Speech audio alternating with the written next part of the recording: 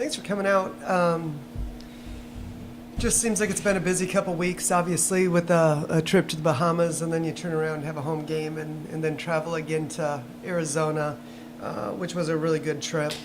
Proud of our girls. I thought fatigue set in a little bit on that Sunday, but they were able to kind of rally the troops and find a way to dig in and get a gritty win on Sunday against Arizona State.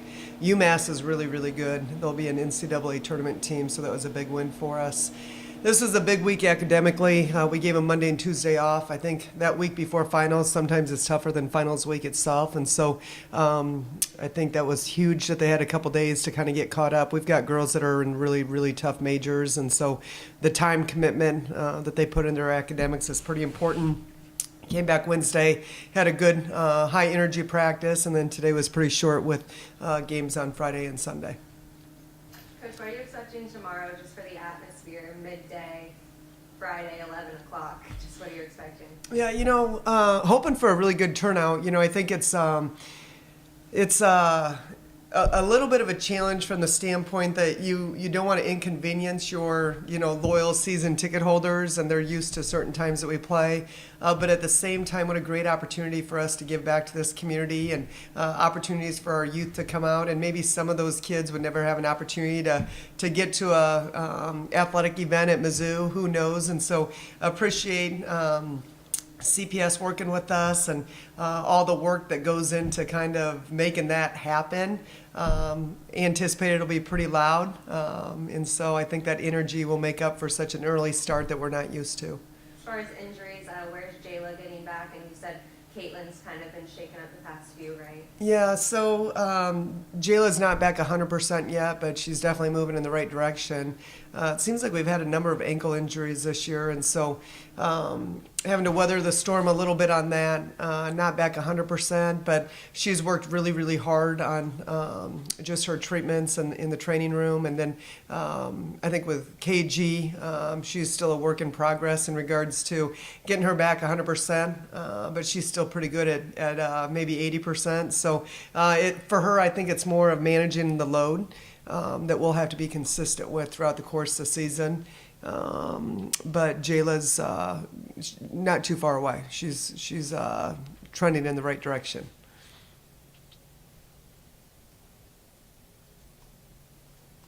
All right, I can keep going. Just what have you seen out of Lauren the past few games? Obviously, big over 20-point games every single time on the road, at home. Just are you expecting her to keep that momentum rolling? Yeah, it's I've said this so many times, but it's such a fun group to coach, and none of them care about who gets the credit. They just want to compete and be successful for the front of the jersey, which is awesome. I think for a player like Lauren, who spends so much time on her craft, it can be a little bit challenging when you're not seeing the results that you've put the work in for. And not that she was playing bad in those early games, but maybe not up to the standards that she knew she was capable of. And so the last handful of games, I think she's really settled in, and you've seen those percentages, get more to where she was last year, and I think what we've all kind of grown to expect from her. But she's hit some big shots. She's got ice in her veins. She's not afraid of the moment, which is great for us. And we could talk a lot about her offense, and we need it. I love the fact that she's just as committed on the defensive end, which is an area that we really needed to spend some time on in the offseason. And I'm seeing a lot of growth in that area. And so those are the things that I probably celebrate more than her points, but certainly that side of the ball is really, really important too.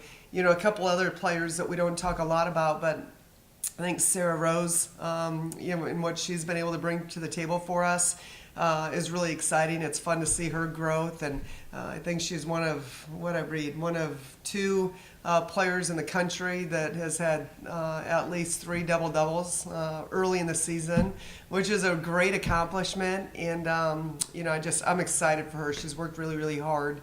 And then Sarah Lithcom, who, again, another player that didn't see extended minutes last year, and she's just continuing to step up, and I think continues to get better and more comfortable out there on the court for us. With both of the Sarahs, you've kind of been moving the starting lineup around. I know you're not big on the starting lineup being, the best players out there. Yeah. Does that still hold true? Yeah, it does. Part of it's, what matchups, it's kind of like a chess match. What do you need? What do you think is going to give you the best start out of the gates? Bottom line, though, on this roster is we're really going to need everybody. We don't have a deep bench, and everybody in uniforms probably going to get some kind of significant minutes, and everyone's got to be ready for their number to be called. And so we don't put a huge emphasis on that, as you had mentioned. I don't think our girls do either. They understand they're going to play, and we've just got to be ready to go. And Coach, you mentioned that growth that you're seeing from all your players. And so now 10 games into the season, where do you see, Ashton and Avery being the two freshmen on the team? Yeah, I think our team's grown a lot. We still have a lot of work to do. We certainly understand, it's going to get nothing but tougher moving forward. But I think these games have prepped us. I think it's been nice to get get her some extended minutes. She had a big 3 against UMass. Late in the game, again, a young lady that's a freshman. A lot of times people shy away from those moments, but she wasn't afraid of the moment and really gave us a big lift to make it a 3-possession game instead of a 2-possession game, which was huge. But it's been fun to see her continue to grow. Now I think the consistency piece is going to be the next part of it. Understanding and learning how to play with pace, I think, is the biggest challenge for Ashton right now. Avery, I would say we need to try to find a way to get a few more minutes for her. I love what she brings to the table. Unfortunately, the timing of her ankle injury happened when Mama was out with her broken nose, and that would have been a great opportunity to kind of get her feet in the fire and get her some extended minutes and get comfortable out there. But you can't do anything about the timing of that. But she's a kid that brings so much energy. Her motor is really high, and she defends really well. Can attack the rim. Again, I think with more game experience, it's just going to help her settle in and feel more comfortable. And so I'm really hoping over the next couple games we can find some opportunities to get her some extended minutes. Having Mama back in the lineup, she's done a lot. I mean, boards, assists, points. Just where have you seen her progress this year? She's coming back. In August, she just seemed like a different young lady, and she's always been special and, brings so much to the table. But I think as a freshman, coming in from a different country during a COVID year, a pandemic year, and then stay in your dorms and don't talk to anybody and don't go out and, but welcome to a new world, being away from home. That was a really big challenge for her. And then last year I thought she seemed a little bit more comfortable. But this year, she just seems really confident. She won a gold medal with her Spain national team, and she just came back with a little different aura about herself, and I think you expect that to happen when you become an upperclassman. She's got a lot of games under her belt. I think she's learned the value that she brings to her team is so much bigger than how many points she scores, and not afraid to take those shots, but at the same time is really embraced and has a really good feel and understanding of how to get our shooters some looks. And defensively, she's always been a handful. So it's just fun to see her so much more comfortable and confident going into her junior year. Looking at Haley Troop, she was a lot more aggressive in Arizona. Just what did you see out of her that you maybe haven't seen so far this season? Haley's just a really laid-back young lady, high basketball IQ, really committed. But she's one of those players that it's almost as if she's going to sit back and let everybody do their thing, and then if we need her, she's ready to step up. And we talked about that, just being a little bit more assertive, being a little bit more aggressive out of the gates, I think is really important and huge for us. It's not her personality, but we really need her to do that. She's done a tremendous job from a leadership standpoint.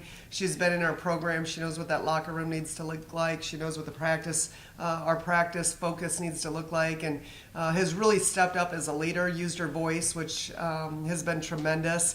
And now we just want to keep her aggressive on the offensive end of the ball. She's doing a great job defensively. Maybe not our quickest, most athletic kid, but really understands angles, tendencies, personnel. And so she's been really solid from that standpoint.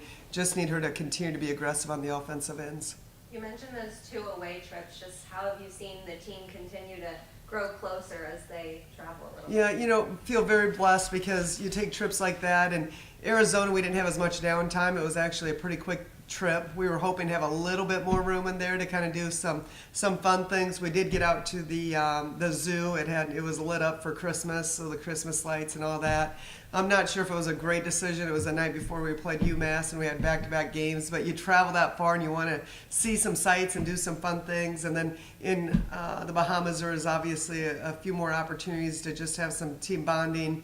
And I just think it's huge. I think, that you get away from the busyness of everyday life here, where we kind of get into our routines, and this is all you have is your team and, your coaching staff and support staff. And it's just, you've got more time for each other in the hotel, at meals and whatnot. And I always think that's really important because culture is so important to us, and the opportunities to really build those relationships.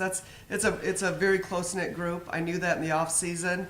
I felt that way all summer long, and then getting Mama back in the fall. It's just, they have a lot of fun together.